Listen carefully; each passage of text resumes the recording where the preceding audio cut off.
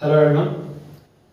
तो जैसा कि हम लोग रियल नंबर स्टार्ट कर चुके हैं, तो आज हम लोग रियल नंबर में जो लेमा और एल्गोरिथम को पढ़ करके आगे जो बढ़ने वाले हैं, हम लोग आज की क्लास में हम लोग एग्जांपल और रियल नंबर का एक्सरसाइज फर्स्ट यानी 1.1 एक्सरसाइज हम लोग क्या करेंगे, पढ़ेंगे, स्टडी करेंगे। तो उस पे जितने भी प्रॉब्लम्स है, एक एक प्रॉब्लम का सॉल्यूशन हम आपको समझा करके देने वाले हैं। तो मेरा आप लोग से रिक्वेस्ट है कि आपके जो भी भाई बहन मित्र बंधु जो भी पढ़ रहे हैं क्लास 10th में, आपके बाल बच्चे पढ़ रहे हैं, आपके पोता पोती पढ़ रहे हैं, कोई भी जो भी एज ग्रुप के लोग आप मेरे वीडियो को देख रहे हैं, तो प्लीज जो बच्चे क्लास 10th में पढ़ रहे हैं, यदि आप उनको जानते हैं तो ये वीडियो उन तक साझा जरूर करें, ताकि उनका कुछ ना कुछ हेल्प हो सके। एग्जाम का टाइम नजदीक आ चुका है, समय बहुत कम है और कम समय में मैथ्स एक एज अ हार्ड सब्जेक्ट के रूप में देखा जाता है। तो हम नहीं चाहते कि क्लास 10th में किसी बच्चे को जरा सा भी प्रॉब्लम हो, अगर उसको सॉल्यूशन में यहां पे दिक्कत हो रहा है, कहीं भी दिक्कत हो रहा है, तो हम एनसीईआरटी का एक एक क्वेश्चन का सॉल्यूशन लेकर के आने वाले हैं। प्लीज हमारे साथ बने रहें अभय मैथ ट्यूशन के साथ। Let's start. देखिए, सबसे पहला नंबर एग्जांपल से हम लोग चलते हैं। क्लास 10 में चैप्टर 1 रियल नंबर जो था उसमें एग्जांपल पहला कहता है use Euclid's algorithm to find HCF of 4052 and 12576।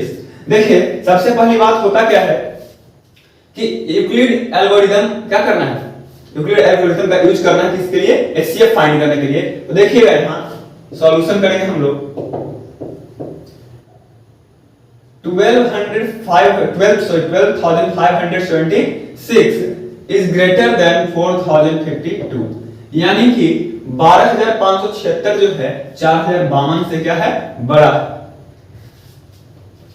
So step first में लिखिए, स्टेप फर्स्ट होता क्या है, a equal to b q plus r, पिछले क्लास में पढ़े थे, a equal to b q plus r. तो ठीक उसी प्रकार से 12576 इक्वल टू 4052, बताइए क्यू के जगह पे हम कितना करेंगे, 3 आ जाएगा क्यू के जगह, प्लस रिमाइंडर कुछ ना कुछ तो आएगा ही आएगा, रिमाइंडर कुछ ना कुछ तो आएगा। तो रिमाइंडर कुछ ना कुछ आया, तो रिमाइंडर क्या आया अब वो देखना पड़ेगा। तो यहां पे मल्टीप्लाई करेंगे, कितना होता है 6, 5 से 15, 1, 4 से 12, 12156 आया, यहां पे आया 12576। तो अगर सब्ट्रैक्ट करें तो बचेगा कितना, 1 2 सॉरी 1 नहीं बचेगा, 0 बचेगा, 0 2 और यहां पे बचेगा 4 और ये 12 का खत्म हो गया, यानी कहने का मतलब 420 क्या हो गया, इसका रिमाइंडर बचा। Here r not equal to 0, r not equal to 0, so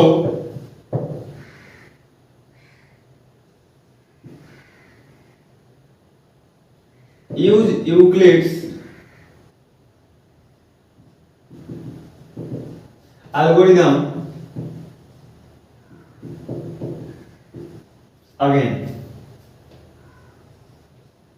देखिए, जब तक 0 ना आ जाए r, तब तक एचसीएफ नहीं पता चलता है। कल ही बताया गया था पिछले वीडियोस में कि जब तक 0 ना आए, जब तक 0 ना आए तब तक एचसीएफ फाइंड नहीं होता है, और जब 0 आ जाएगा तो b के जगह पे जो रहेगा वही आपका क्या हो जाएगा, एचसीएफ हो जाएगा। चलिए स्टेप 2 अब क्या होगा, ये स्टेप 2 में ही था, एक तरह से लिख सकते हैं इसको, स्टेप 2 ही था ये। तो अब इसके अकॉर्डिंग क्या करेंगे, again to gate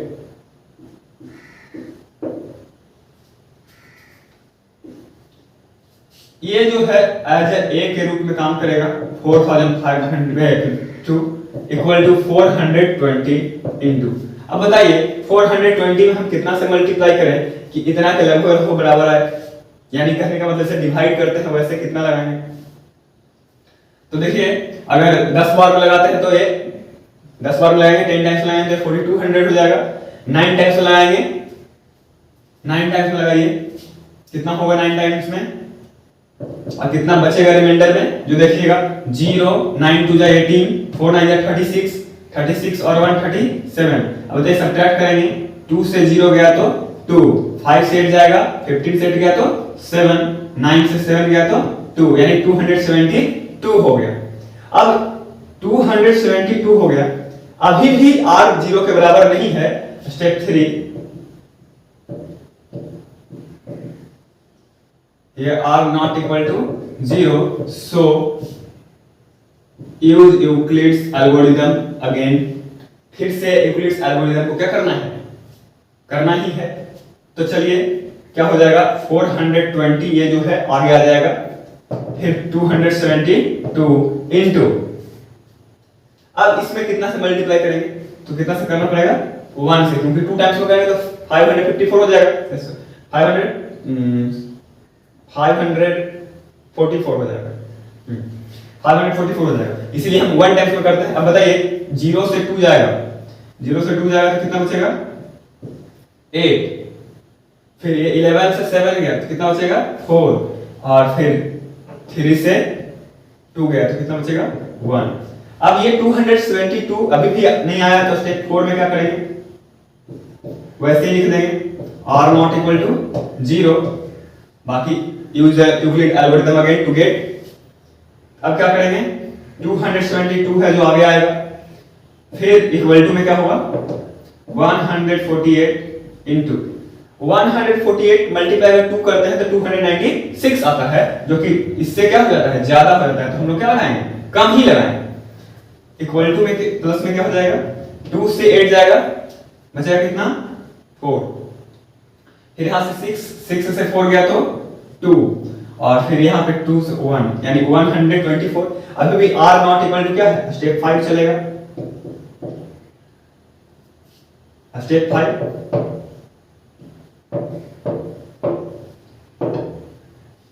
148 equal to, वैसे ही लिखते जाएंगे, इसमें भी ब्रैकेट हम इधर कर देते हैं r not equal to 0, so use again Euclid's algorithm 124 into, बताइए कितना होगा 124 में, 1 से मल्टीप्लाई करेंगे बचेगा कितना 24। अभी भी r नॉट इक्वल टू 0 है। अब स्टेप 6 चलिए, जब तक r 0 ना आ जाए तब तक ऐसे ही क्या करते रहिए, चलते रहिए। ये वाला देखिए यहां से ऐसे, फिर यहां से ऐसे, यहां से ऐसे, यहां से ऐसे, ऐसे करके अगला बार 124 इक्वल टू 24 मल्टीप्लाई कितना हो जाएगा 5। देखिए 124 है तो 24 5 में कितना होता है 120 होता है, और 120 में कितना ऐड करेंगे तो 124 हो जाएगा, तो 4 ऐड करेंगे। अभी भी रिमाइंडर क्या है r नॉट इक्वल टू 0, क्या हो जाएगा r नॉट इक्वल टू 0 है। तो स्टेप 7 में चलिए 24 इक्वल टू 4 इंटू 6, अब यहाँ पे 4 आ गया था तो 4 इंटू क्या हो जाएगा 6 हो जाएगा, और जब 4 इंटू 6 हो जाएगा प्लस में क्या हो जाएगा 0। अब देखिए r इक्वल टू क्या आ गया 0, सो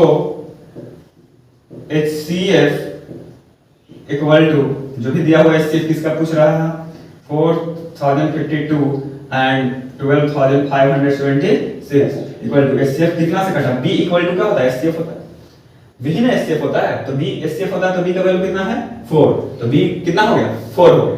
चलिए तो ये हमारा पहला क्वेश्चन, पहला एग्जांपल जो था वो क्या हुआ खत्म। अगर आपको स्क्रीनशॉट लेना है तो आप ले सकते हैं। तो चलिए अब हम लोग अगले प्रश्न की ओर बढ़ते हैं, अगले क्वेश्चन की ओर बढ़ते हैं, example number 2।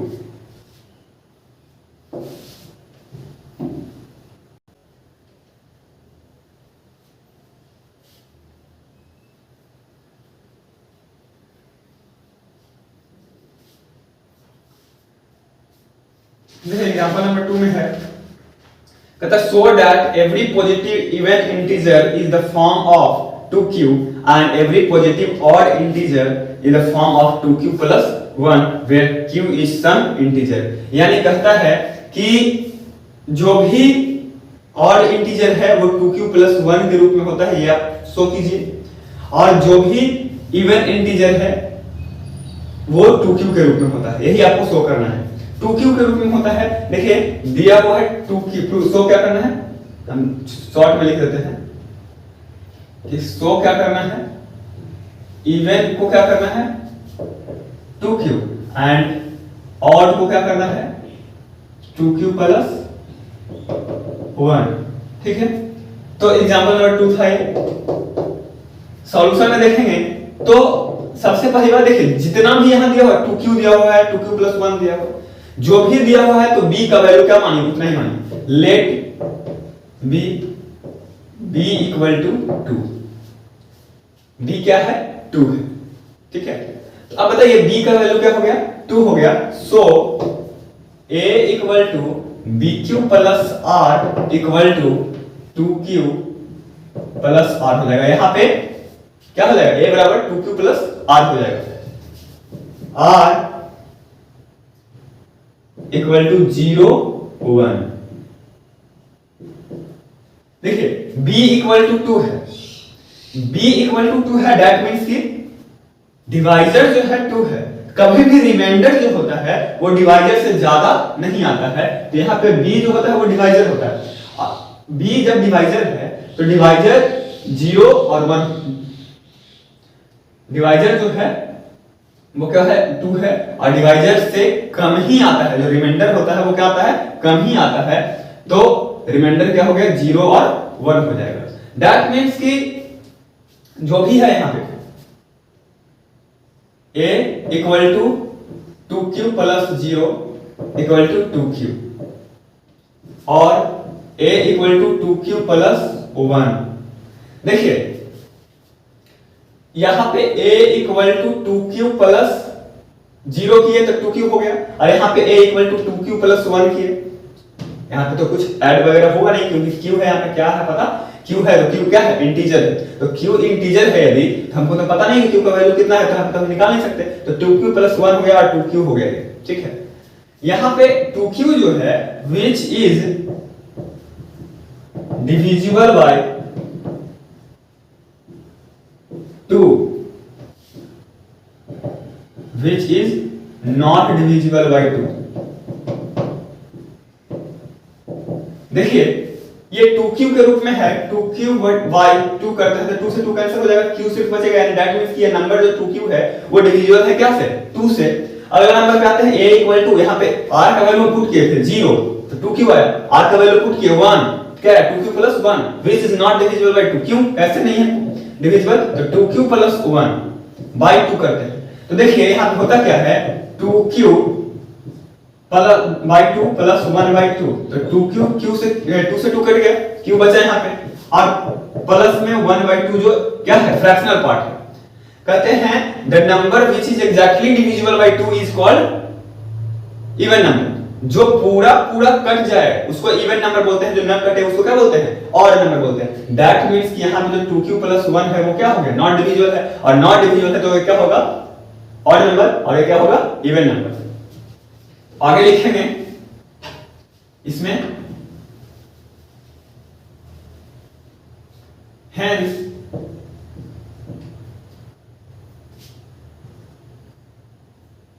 a equal to 2q, then it is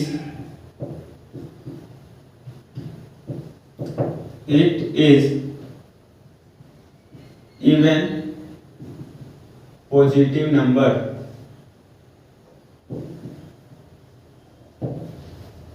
and a equal to 2q plus 1, then it is odd positive number।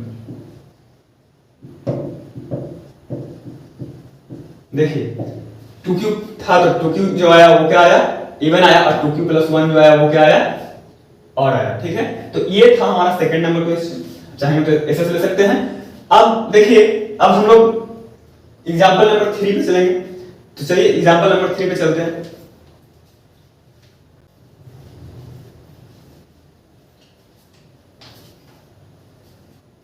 Example number 3 पे चलते हैं। देखिए एग्जांपल नंबर 3 में क्या है क्वेश्चन, कर show that any positive odd integer is the form of 4q + 1 और 4q + 3 where q is some integer.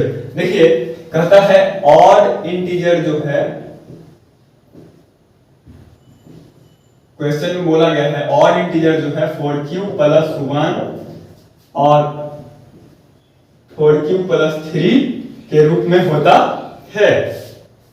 4q + 1 और 4q + 3 के रूप में होता है। ये आपको क्या करना है, प्रूव करना है। ठीक है, चलिए स्टार्ट करते हैं सॉल्यूशन। देखिए जितना भी 4q + 1 दिया हुआ है, 4q + 3 दिया हुआ है, तो आप b = क्या मानेंगे, लेट b = क्या मानेंगे 4। जैसे ऐसा दिया रहेगा तो आप मान लीजिए लेट कर लीजिए, b = कितना हो गया 4 हो गया। ठीक है, b = 4, so a = bq plus क्या होता है r होता है। तो bq + r मतलब 4q + r। अच्छा बताइए, जब b4 यानी डिवाइजर 4 है तो r जब भी होगा 4 से क्या होगा, छोटा होगा। दैट मींस कहने का मतलब क्या है कि r = 0 1 2 3 4, सॉरी 4 नहीं होगा क्योंकि 4 तो खुद यहाँ पे दिया हुआ था। डिवाइजर से जब भी रिमाइंडर आएगा वो छोटा ही आएगा, कभी भी बराबर नहीं आएगा। चलिए अब देखो यहाँ पे r = 0 1 2 3 आ गया, तो सो a = क्या हो जाएगा 4q + 0 = 4q। a = 4q + 1। अब इसको क्या लिख सकते हैं, a = 4q + 2, a = 4q + 3। अब देखिएगा जरा, इसमें हम ऐसा लिख सकते हैं ना 2 × 2q, 4q को हम 2 × 2q लिख सकते हैं। क्यों लिख सकते हैं, क्योंकि 2 2 4 q। अच्छा 2 ही के रूप में क्यों ला रहे हैं, क्योंकि हम जानते हैं यदि 2 से 2 का वो मल्टीपल है, 2 का मल्टीपल यदि है तो वो क्या होगा, इवन नंबर होगा। ठीक है, चलिए अब यहां देखिए, यहां करते हैं तो 2 × 2q तो हो रहा है, प्लस में क्या आ रहा है 1 आ रहा है। दैट मींस ये वाला पार्ट जो है क्या है 2 से डिविजिबल है, बट ये वाला पार्ट 2 से डिविजिबल नहीं है। आगे बढ़ते हैं तो 2 कॉमन ले लेंगे, यहां पूरा में कॉमन हो रहा है 2q + क्या 1। दैट मींस ये भी ये मल्टीपल है, 2 का मल्टीपल है कितना टाइम 2q + 1 टाइम्स। अब यहां पे देखेंगे, यहां पे हम ऐसे कर सकते हैं, इसको 4q + 2 + 1 कर सकते हैं इसको 4q + 2 + 1। अब देखिए इसको हम 2 कॉमन लेते हैं यहां से पूरा, तो क्या हो जाएगा 2q + 1 और प्लस में क्या आ रहा है 1, यानी 2 का मल्टीपल और साथ में क्या जुड़ा हुआ है 1 जुड़ा हुआ है।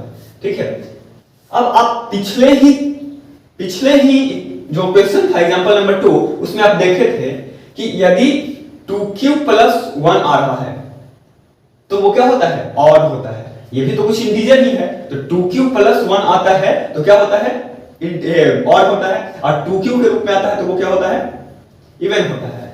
तो अब बताइए 2 का मल्टीपल है तो ये क्या हो जाएगा इवन, ये क्या हो जाएगा, देखिए 2 में 2q से मल्टीप्लाई है फिर 1 ऐड किया हुआ है तो क्या हो जाएगा ऑड। ये क्या हो जाएगा 2 का मल्टीपल है तो इवन, और ये क्या हो जाएगा 2 का मल्टीपल के साथ में कितना जुड़ा हुआ है 1 जुड़ा हुआ है, इसका मतलब ये क्या हो जाएगा ऑड। सो लिख देंगे हेंस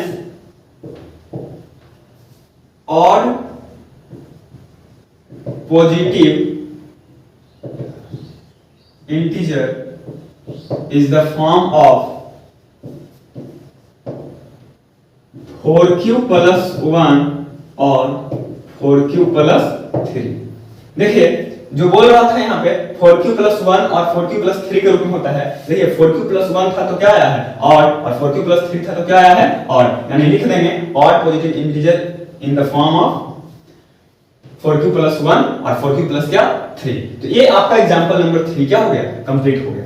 ठीक है, अब एग्जांपल नंबर 4 है, कहता है a sweet seller has 420 काजू बर्फी and 130 बादाम barfi. She wants to stack them in such a way that each stack has the same number, and they take up the least area of the tray what is the maximum number of barfis that can be placed in each stack for this purpose. देखिए कहता है कि 420 काजू बर्फी है और 130 जो है बादाम बर्फी है। ठीक है, यहां से पहले मिटा देते हैं हम लोग। एग्जाम्पल नंबर 4 है और इसके साथ एग्जाम्पल खत्म होगा, फिर एक्सरसाइज में हम लोग आएंगे।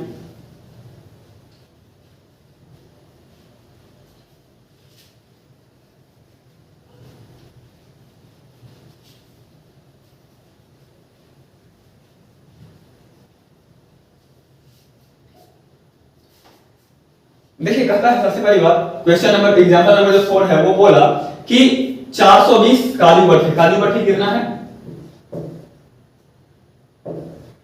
काजू बर्फी है ना, काजू बर्फी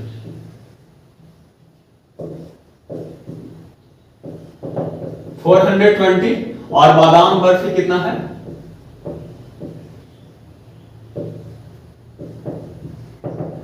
130। देखिए काजू बर्फी 420 है और बादाम बर्फी कितना है? 130। तो कहता है आपसे कहा गया कि वो इस रूप से स्टैक करता है इसको कि each stack has the same number, यानी कि सब स्टैक में कितना आए? सेम नंबर ही आए।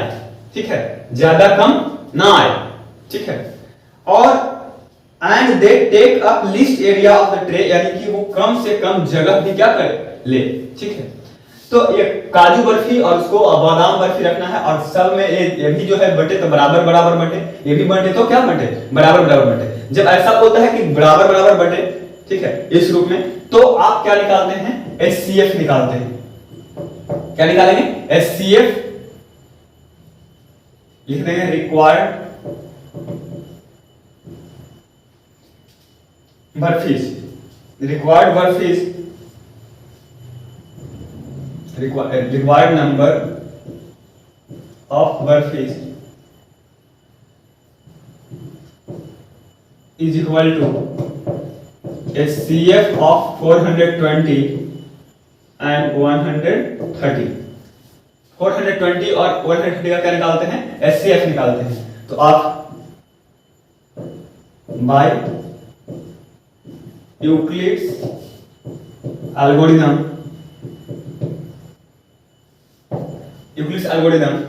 420 इक्वल टू 130 मल्टीप्लाई क्या करेंगे?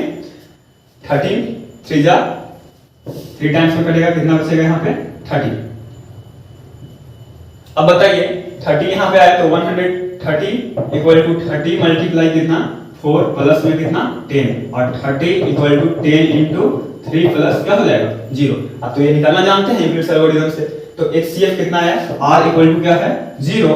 सो HCF इक्वल टू कितना आया? 10। यहाँ पे B वाला जो होता है वो क्या होता है? HCF होता है। तो HCF कितना आया? 10 आया। यानी कहने का मतलब रिक्वायर्ड नंबर ऑफ बर्फी